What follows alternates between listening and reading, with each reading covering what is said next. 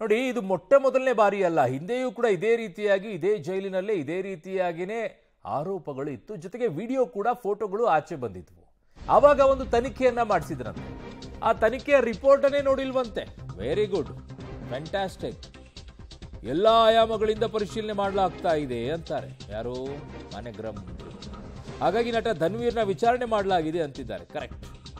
ಆದ್ರೆ ಇಲ್ಲಿ ನೋಡಿ, ಬಹಳ ಇಂಪಾರ್ಟೆಂಟ್ ಇದೆ. 2023ರಲ್ಲಿ ನಡೆದ ತನಿಖೆಯ ವರದಿ ಕೂಡ ಕೇಳಲಾಗಿದೆ. ವರದಿನೇ ನೋಡಿಲ್ವಾ ಸರ್? ವರದಿನೇ ನೋಡ್ಲಿಲ್ವಾ ಅಂದ್ರೆ ಆ ಸಂದರ್ಭದಲ್ಲಿ ಬಿಸಿ ಇದ್ದಾಗ ಆ ಕಡೆ ಬೀಸೋ ದೊಣ್ಣೆಯಿಂದ ತಪ್ಪಿಸ್ಕೊಂಡು ಪಾರಾಗ್ಬಿಟ್ರೆ ಮುಗಿದೋಯ್ತು. ಆಮೇಲೆ ಯಾರು ಕೇಳಲ್ವಲ್ಲ, ಕೇಳಿದಾಗ ನೋಡಿದ್ರಾಯ್ತು ಅಂತ ಹೇಳಿ. ಈಗ ಅಧಿಕಾರಿಗಳ ಸಭೆ ಬಳಿಕ ಮಾನ್ಯ ಗೃಹ ಮಂತ್ರಿಗಳು ಹೇಳಿದ್ದಾರೆ, ಕೇಳಿಸ್ಕೊಳ್ಳಿ. ಏನೆಲ್ಲ ಇಲ್ಲಿಯವರೆಗೆ ಮಾಧ್ಯಮದಲ್ಲಿ ಪ್ರಕಟಣೆ ಆಗಿದೆ ಅದರ ಬಗ್ಗೆ ಪರಿಶೀಲನೆ ಮಾಡಿದ್ದೇವೆ.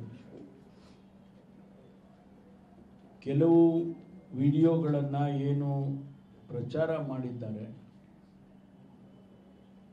ಆ ಕೆಲವು ವಿಡಿಯೋಗಳು, ಮುಖ್ಯವಾದಂಥ ವಿಡಿಯೋಗಳು 2023ರಲ್ಲಿ ಆಗಿರ್ತಕ್ಕಂಥ ವಿಡಿಯೋಗಳು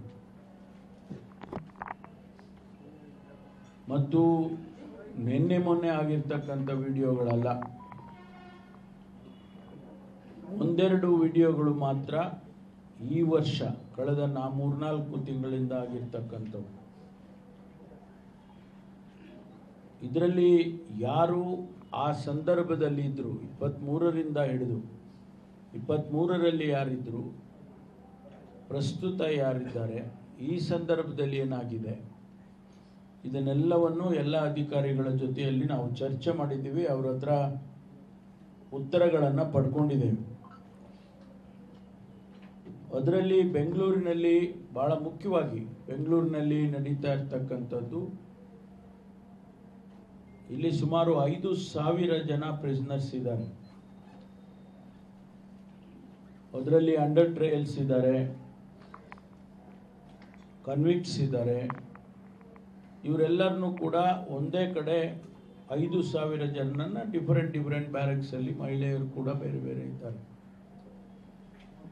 ಹೆಚ್ಚು ಗಮನ ಈ ಕಾರಾಗೃಹದ ಮೇಲೆ ಇರ್ತದೆ ಯಾವಾಗಲೂ.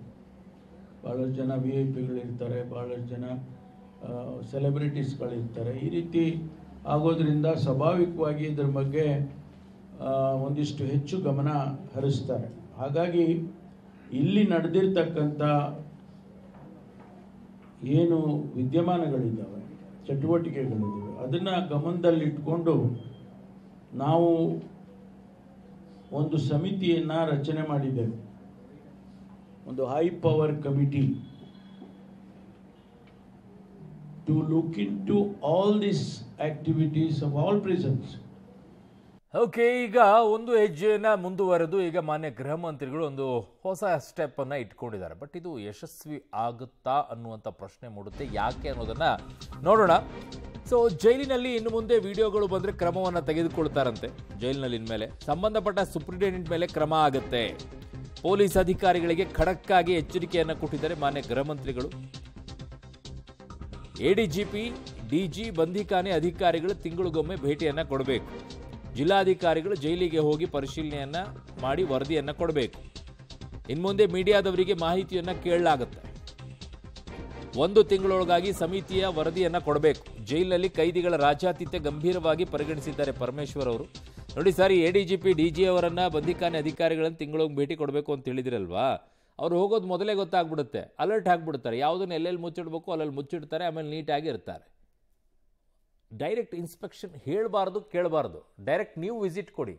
ಮಾನ್ಯ ಗೃಹ ಮಂತ್ರಿಗಳು ನೀವು ಎಷ್ಟು ಸಲ ವಿಸಿಟ್ ಕೊಟ್ಟಿದ್ದೀರಾ? ಈಗ ನೀವು ಒಂದ್ಸಲ ಆದರೂ ವಿಸಿಟ್ ಕೊಟ್ಟಿದ್ದೀರಾ? ಹೇಗಿದೆ, ಏನಿದೆ ಅಂತ ಹೇಳಿ.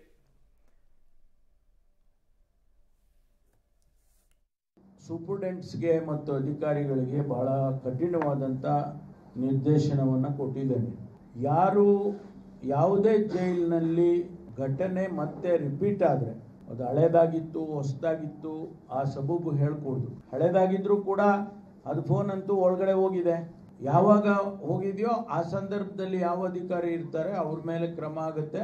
ಮತ್ತು ಹೊಸದಾಗಿ ಏನಾದರೂ ಆದರೆ ಆ ಪ್ರಿಸನ್ನಿನ ಸೂಪರಿಂಟೆಂಟು ಯಾರಿದ್ದಾರೆ ಅವರೇ ನೇರವಾಗಿ ಹೊಣೆ ಅಂತಕ್ಕಂಥ ಮಾತನ್ನು ಕೂಡ ಇವತ್ತು ಹೇಳಿದ್ದೇನೆ. ನಾವು ಅವ್ರು ಮಾಡಿದ್ರು ಇವ್ರು ಮಾಡಿದ್ರು ಅಂತ ಹೇಳಂಗಿಲ್ಲ.